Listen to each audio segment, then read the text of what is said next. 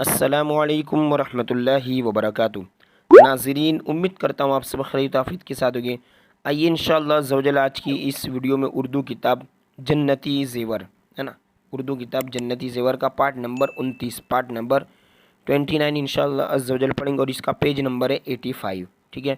اور اب ظاہر سی بات ہے، یہاں سے دیکھ رہے ہیں کہ 8واں پیراگراف شروع ہو رہا ہے، تو اس سے پہلے کا جو تعلق ہے یہاں سے ہے، میں آپ کو دکھا دیتا ہوں۔ یہ دیکھیے، بہترین شوہر وہ ہے اور اس کی جو خوبیاں ہیں وہ بتائی گئی ہیں۔ بہترین ہسبینڈ کون ہے، تو 7 باتیں ہو گئی، اور یہ 8ویں بات سے یہ نئی پیج سے کنٹینیو کرنا ہے اس پارٹ میں، ہے نا۔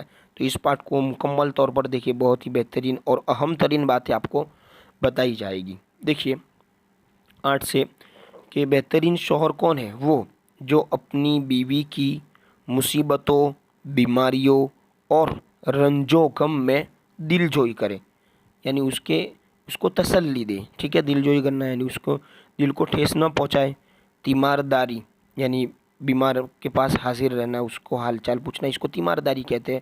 اور وفاداری کا ثبوت دے، یعنی اس سے اچھے سے ادا کرے۔ دیکھیے، جو اپنی بیوی کو پردے میں رکھ کر عزت و آبرو کی حفاظت کرے، وہ شوہر کامیاب ہے، وہ بہترین شوہر ہے نا۔ اس طرح جو اپنی بیوی کو دینداری کی تاکید کرتا رہے، دینداری ہے نا، دین سیکھنے کے لیے تاکید کرتا رہے، کہتا رہے، اور شریعت کی راہ پر چلائے۔ جو اپنی بیوی اور اہل و عیال کو کما کما کر رزق حلال کھلائے، یعنی یہاں پر بھی وہی صفتیں ہیں، وہی خوبیاں بتائی جا رہی ہیں کہ بہترین شوہر وہ ہے جو ان تمام چیزوں کو اپنے اندر ہے نا پیدا کرے۔ دیکھیے اس کے بعد، جو اپنی بیوی کے میکا والوں یعنی مائکے والوں اور اس کی سہیلیوں کے ساتھ بھی اچھا سلوک کرے، ان کے بارے میں بھی گمان ہے وہ غلط نہ رکھے، برا بھلا نہ کہے۔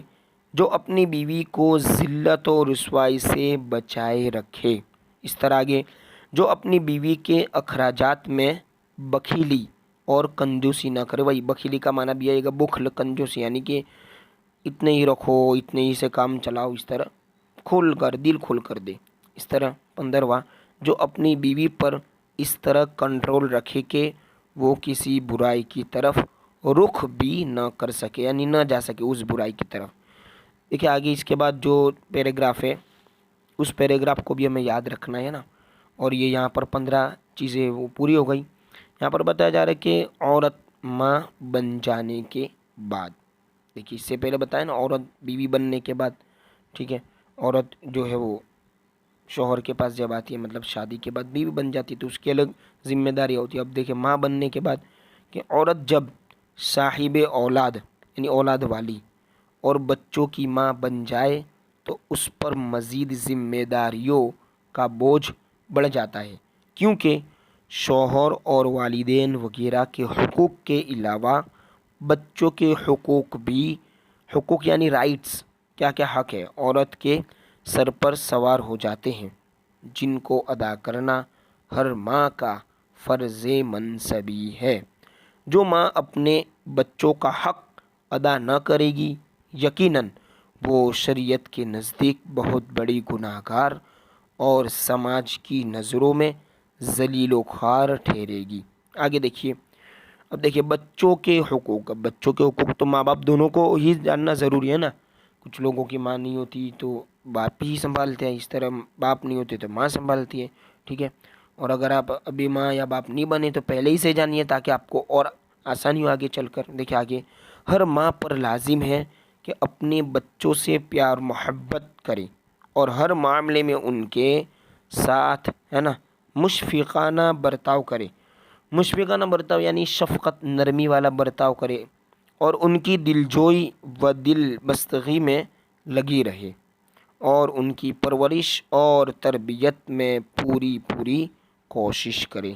نیکسٹ پیج دیکھیے آگے، اگر ماں کے دودھ میں کوئی خرابی نہ ہو تو ماں اپنا دودھ اپنے بچوں کو پلائے کہ دودھ کا بچوں پر بڑا اثر پڑتا ہے۔ بچوں کی صفائی ستھرائی، ان کی تندرستی و سلامتی کا خاص طور پر دھیان رکھے، کون؟ ماں۔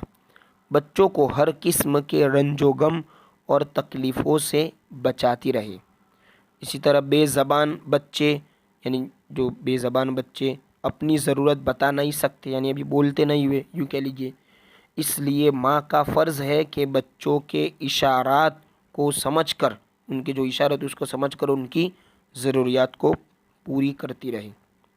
بعض مائیں چلا کر یا ہے نا بلی کی بولی بول کر یا سپاہی کا نام لے کر یا کوئی ٹھیک ہے یوں کہہ لیجئے کہ دمکا کر، دمکے دینا ہے نا، چھوٹے بچوں کو ڈرایا کرتی ہے، دمکایا کرتی ہے نا، یہ بہت ہی بری عادتیں ہیں، باتیں ہیں۔ بار بار ایسا کرنے سے بچوں کا دل کمزور ہو جاتا ہے اور وہ بڑے ہونے کے بعد ڈرپوک ہو جایا کرتے ہیں، یعنی اس طرح سے نہ ڈرائے، ٹھیک ہے۔ بچے دیکھیں آگے، بچے جب کچھ بولنے لگے تو ماں کو چاہیے کہ انہیں بار بار اللہ عز و جل و رسول صلی اللہ تعالی علیہ وسلم کا نام سنائے، ان کے سامنے بار بار کلمہ پڑھے یہاں تک کہ وہ کلمہ پڑھنا سیکھ جائیں۔ 8 نمبر، جب بچیاں تعلیم کے قابل ہو جائے، لائق ہو جائے، تو سب سے پہلے ان کو قرآن شریف اور ہے نا قرآن شریف اور دینیات کی تعلیم دلائے، نہیں بھائی دین کی۔ اس طرح آگے، بچوں کو اسلامی آداب و اخلاق اور دین و مذہب کی باتیں سکھائیں، اچھی باتوں کی رغبت دلائیں، یعنی دلچسپی بڑھائیں ان کی، اور بری باتوں سے نفرت دلائیں۔ تعلیم و تربیت پر خاص طور پر توجہ کریں اور تربیت کا دھیان رکھیں، کیونکہ بچے ہے نا سادہ ورق کے مانند ہوتے ہیں، سادہ یعنی نارمل ورق یعنی کاغذ کی طرح ہوتے ہیں، مانند یعنی طرح ہوتے ہیں کہ سادہ کاغذ پر جو نقش و نگار بنائے جائیں وہ بن جاتے ہیں، یعنی جو ان کو جیسا بنایا جائے گا ایسے بن جائے گے۔ اور بچیوں کا سب سے پہلا مدرسہ ماں کی گود ہے، اس لیے ماں کی تعلیم و تربیت کا ہے نا بچوں پر بہت گہرا اثر پڑتا ہے۔ لہٰذا ہر ماں کا فرض منصبی ہے کہ بچوں کو اسلامی تہذیب و تمدن، یعنی وہی نظام، سسٹم، ٹھیک ہے، ڈسپلن کے سانچے میں ڈھال کر ان کی بہترین تربیت کرے۔ اگر ماں اپنے اس حق کو نہ ادا کرے گی تو گناہ گار ہوگی۔ آگے دیکھیے، جب بچہ یا بچی 7 برس کے ہو جائے تو ان کو طہارت اور وضو و غسل کا طریقہ سکھائے اور نماز کی تعلیم دے کر ان کو نمازی بنائے، اور ہے نا پاکی و ناپاکی، پاکی ناپاکی اور حلال اور حرام اور فرض و سنت یعنی فرض اور سنت وغیرہ کے مسائل ان کو بتائے۔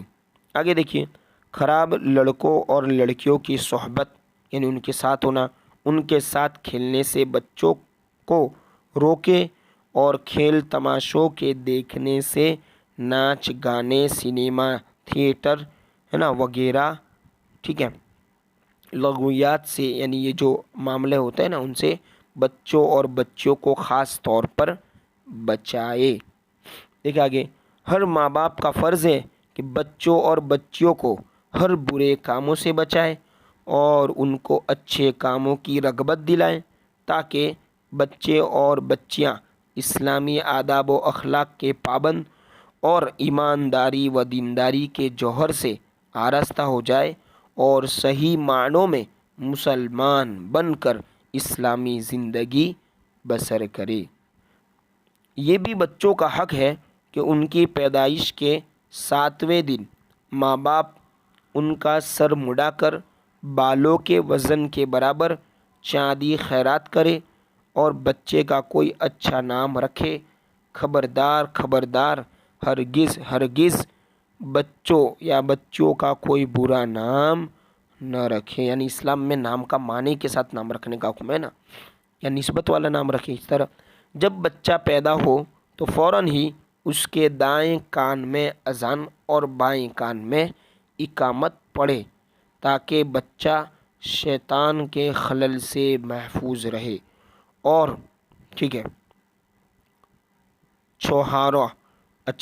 چھوہارا وغیرہ کوئی میٹھی چیز چبا کر اس کے منہ میں ڈال دے، جس کو گٹی کہا جاتا ہے نا، تاکہ بچہ شیریں زبان اور با اخلاق یعنی میٹھی زبان والا، با اخلاق یعنی اچھے اخلاق، ڈسپلین والا، اچھے کردار والا ہو۔